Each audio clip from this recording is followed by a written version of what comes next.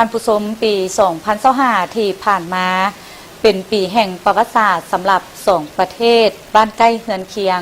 ก็คือสาธารณรัฐประชาธิปไตยประชาชนลาวและราชอาณาจักรไทย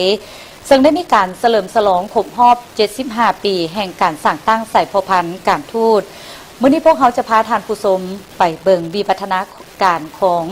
สายพัวพันธ์อันแน่นแฟ้นผลสำเร็จที่พ้นเด่นและทิศทางการร่วมมือในอนาคตสาธารณรัฐประชาธิปไตยประชาชนลาวและราชอาณาจักรไทยได้สั่งตั้งสายพัวพันธ์การทูตอย่างเป็นทางการในวันที่ 19 ธันวาคม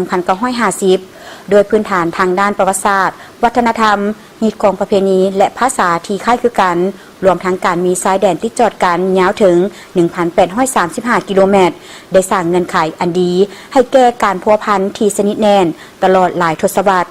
การแลกเปลี่ยนการเยี่ยมยามระดับสูงระหว่างผู้นำของทั้งสองประเทศได้กลายเป็นการเสริมสร้างความไว้เนื้อเชื่อใจและการร่วมมือ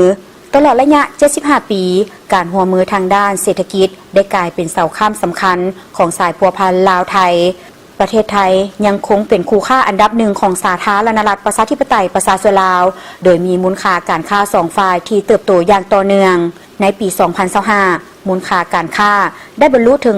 8.41 ตื้อดอลลาร์สหรัฐและทั้งสองประเทศได้ตั้งเป้าหมายที่จะเพิ่มขึ้นเป็น 11 ตื้อดอลลาร์สหรัฐในปี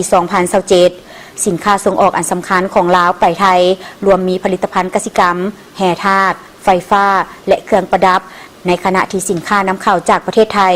ส่วนใหญ่แม่นน้ำมันเสื้อไฟ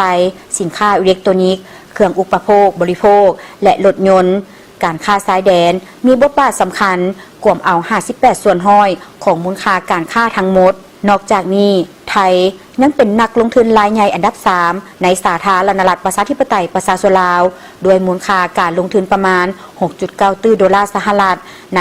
686โครงการซึ่งได้ประกอบส่วนอันสำคัญเข้าในการพัฒนาเศรษฐกิจของสาธารณรัฐประชาธิปไตยประชาชนลาวในโอกาสเฉลิมฉลองครบรอบ75 ปีแห่งการสร้างตั้งสายพัวพันธ์การทูตสาธารณรัฐประชาธิปไตยประชาชนลาวและราชอาณาจักรไทยได้ร่วมกันเปิดนำไส้ขวมิตรภาพลาวไทยแห่งที่ 5 บริคำไซบึงการอย่างเป็นทางการในวันที่ 25 ธันวาคม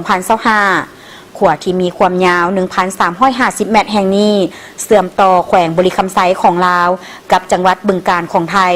เป็นสัญลักษณ์แห่งการเชื่อมโยงภาคพื้นที่สำคัญท่านสอนไซศรีพันดอนนายกรัฐมนตรีแห่งสาธารณรัฐประชาธิปไตยประชาชนลาวได้กล่าวเน้นว่า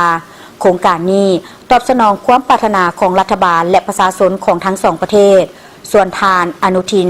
สารวีรกูลนายกรัฐมนตรีแห่งราชอาณาจักรไทยได้ยกให้เห็นถึงบทบาทของขัวในการยกระดับความสามารถในการแข่งขันของภาคตะวันออกเฉียงเหนือของไทยคาดว่าขัวแห่งนี้จะสร้างมูลค่าทางเศรษฐกิจประมาณ18ตื้อบาทหรือประมาณ900 ล้านดอลลาร์สหรัฐและรองรับการเพิ่มขึ้นของการสัญจร5ส่วนห้อยต่อปีซึ่งจะช่วยอำนวยความสะดวกด้านการขนส่งการค้าและการท่องเที่ยวอย่างหลวงหลายการเฉลิมฉลองครบรอบ75 ปีแห่งการสร้างตั้งสายพัวพันธ์การทูตลาวไทยเป็นการยืนยันถึงความสัมพันธ์อันยาวนานและมั่นคงโดยการร่วมมือที่เข้มแข็งในหลายขอบเขตลาวและไทยพร้อมที่จะสืบต่อสายพัวพันธ์ที่เป็นประโยชน์ร่วมกันส่งเสริมการเจริญเติบโต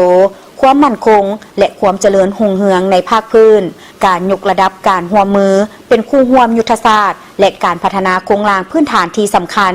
จะเป็นพื้นฐานอันแข็งแกร่งสำหรับอนาคตที่สดใสของทั้งสองประเทศ